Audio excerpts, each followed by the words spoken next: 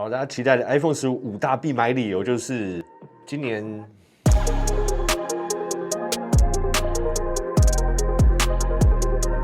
大家平天，那我们又来1年1度的这个 iPhone 劝败的理由。那很多人都可能想在今年换 iPhone， 因为是个大改款，那我们就来提出今年所有的规格里面，那我们每次都会讲到5个比较大的亮点，可以让值得去换掉你手上的 iPhone 吧。那在每一年我们都会平衡来报道啊，就是我们会讲优点，那另一支影片我们也会讲缺点。大家不要只专注在某一支，看到优点就骂我脑粉，看到缺点就骂我国黑。好，那如果你喜欢这类分析的影片的话，就把我们频道订阅起来啊。OK， 好，那第一个就是 USB-C， 那肯定有 Android 的人现在在笑啊。我知道啦，就是苹果是等到很晚才升级到 USB-C， 但是其实呢，对我们而言，都是用苹果人的方便性来讲，已经逐年到了现在，至少以我来讲，我的 Mac、我的 iPad 还有我的相机啊，这种很多装置都是用这个 Type-C 的接口。那我上次去日本旅游的时候，说真的，要多带一条 Lightning 的线，对我也是不方便的。那也像我们期待的苹果在今年全线的 iPhone 都换成 USB-C， 那连 AirPods Pro 都是。发表会上面也很明显的讲到，说他们现在全线的产品都可以用同一条线来充电它，但里面呢还是有点好坏参半啦。首先呢，他们只有在 Pro 系列有提供 USB 3.0 的传输速度，那在一般的15系列呢，它还是只有提供 USB 2.0。但既然这是劝败影片，我就不去细讲了啦。那重点是现在你全部都可以用 USB-C 来充电嘛？其实我知道有超多的观众你们家里的人可能你用 iPhone， 但家里其他人可能是用 Android， 用其他的手机嘛。那你们大家在出门的时候有不同的充电线要带，这个还是会有点麻烦。或者是你跟我一样喜欢玩很多3C 的产品，那 Lightning 这个接口呢，说真的也只有在苹果部分的一些装置目前还是使用这样的接口，那其他的装置也都没有。然后加上现在又有 MagSafe， 很多不同种的 MagSafe， 那至少在有线的部分可以把它统合成一个单一的装置。那我觉得这个是一个优点。那另一点呢，也有很多观众就是在等这一刻所有的 iPhone 都换到 USB-C 的这一年来换，所以如果你也在等的话，那今年我相信这个是一个非常值得你更换的理由。因为上次很多观众讲他们手上可能还是 iPhone 6、iPhone 7或是 iPhone 8的人，就是在等有 USB Type-C 的 iPhone 发表。好啦，那今年等到啦。今天的影片赞助商为 Casetify， 要购买 iPhone 15了吗？先把保护壳和配件一起买好吧。那我们今天来介绍 Casetify 为 iPhone 15全系列所打造的产品。那首先我们先来介绍这一款具有 MagSafe 兼容的 Ultra 终极防摔手机壳。那它采用了 EcoShot 的防摔科技，大家可以了解一下这项技术在冲击力的吸收上有多么强大。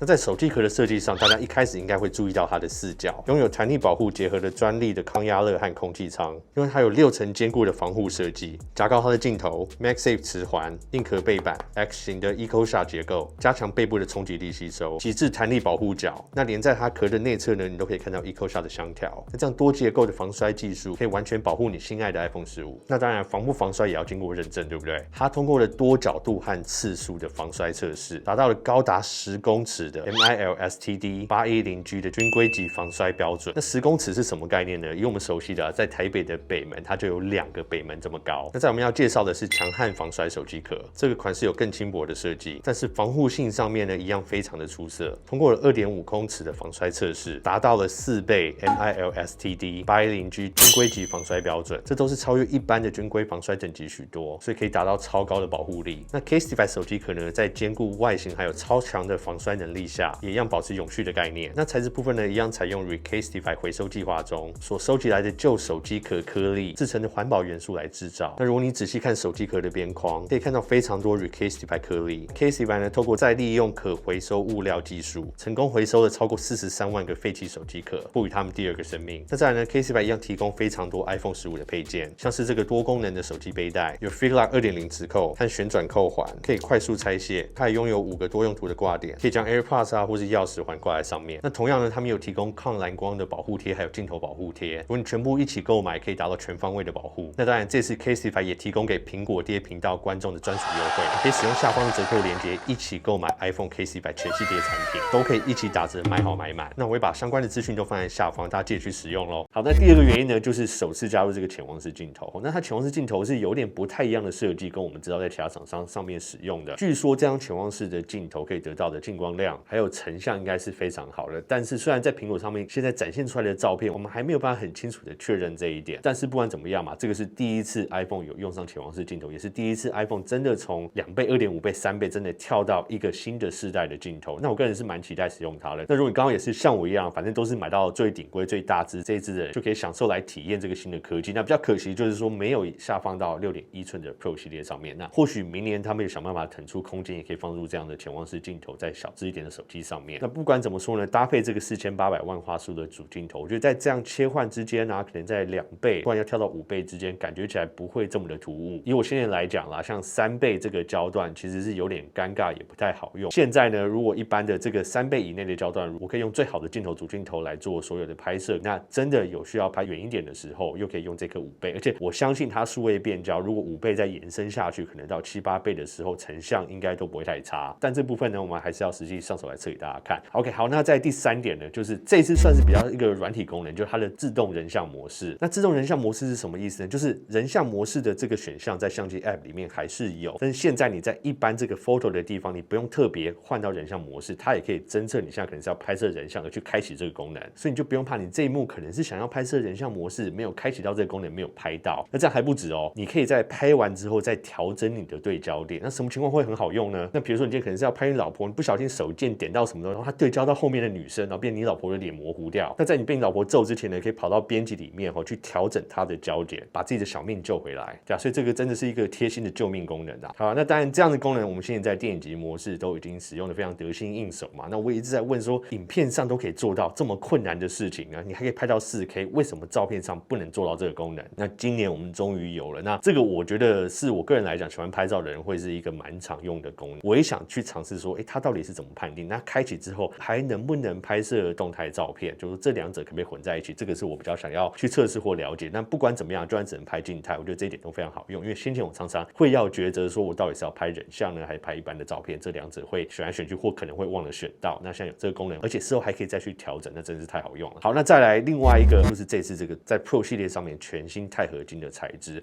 那我先讲过嘛，不只是硬啊，钛合金一般来讲还会带来更轻的机身，但是我们不太确定说它里面的组件会不会增加重量，用这种方式去平衡掉。但现在看起来，它整体的机身都有非常大量的减轻重量，就让大家知道了，去年14 Pro Max 是240克，那拿在手上真的超级沉。今年的15 Pro Max 呢是220克，足足少了20克。去年14 Pro 呢是206克，今年的15 Pro 是187克，这个差距拿在手上绝对会非常有感。那我们就举个例啦，像去年的14 Plus， 我们觉得是一支蛮轻的手机嘛，那它的重量是203克哦，所以等于说今年的 Pro Max 只比去年的14 Plus 重了17克，而且今年的 Pro 比去年的 Plus 还要轻了16克。那近几年来，大家对 iPhone 有一个最大的抱怨，我自己也是啊，就是它越来越重。那不管是手拿，你有时候躺着用的时候敲到脸很痛，或者是放口袋在走路，它存在感在口袋里面晃的感觉也很不舒服，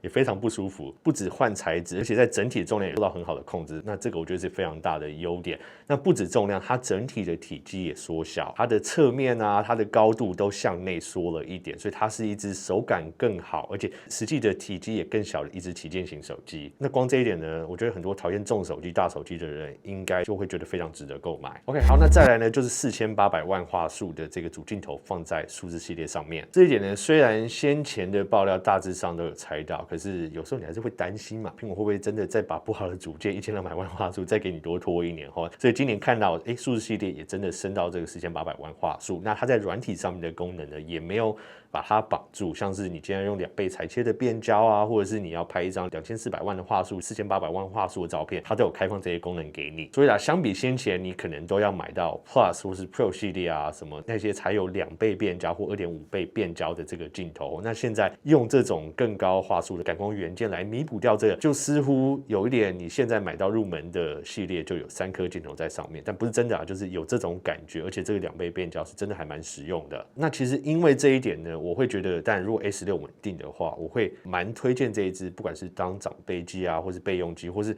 我觉得一般人，如果你用 iPhone 不是都要追最旗舰、最好手机规格、相机规格的话，其实这一支如果 A16 散热稳定的话，那会是我今年非常推荐的一支。好啦，那已经讲5样，那再有一些候补的地方，就我刚刚讲到是处理器的地方哦。那本来我要讲到这个 Pro 系列的 A17 Pro 这颗处理器啊，本来要放成一个必买的优点，但是因为苹果处理器的效能其实还是非常强效嘛，其实在市场上面它的表现还是算不错。但是去年 A16 翻车之后，就让我今年有点不敢拿这个点当成说只要是 A17 Pro， 只要是新的处理器3奈米就一定没有问题，一定是超级推的一个理由。那所以呢，我今年把处理器是优点这个部分当成候补用实测之后，如果它真的没有问题的话，那我再把它当成真正的优点。因为毕竟 iPhone 12 Pro 还有14 Pro 的已经被伤过2次，现在有点怕。好啊，那另外一个候补的必买理由就是它上面的这个 Action Button， 就是多了这个把静音键换掉，然后变成一个单颗按钮。那这个也是只有在 Pro 系列上面。那本来是觉得这个功能还不错，那它有多功能性的话，我觉得它应用的泛用性会蛮高的。可是现在看他们在设定上面，一次只能设定一个功能哦，就是你长压就是一个功能，那你要到设定里面，你今天换成手电筒，换成什么的时候，它不会随着你的 App 使用不一样的 App 去调整，你都是要去回到设定再去做这样功能设定的调整，所以变它还是单一功能的一个键，就是一次没有长压是什么功能，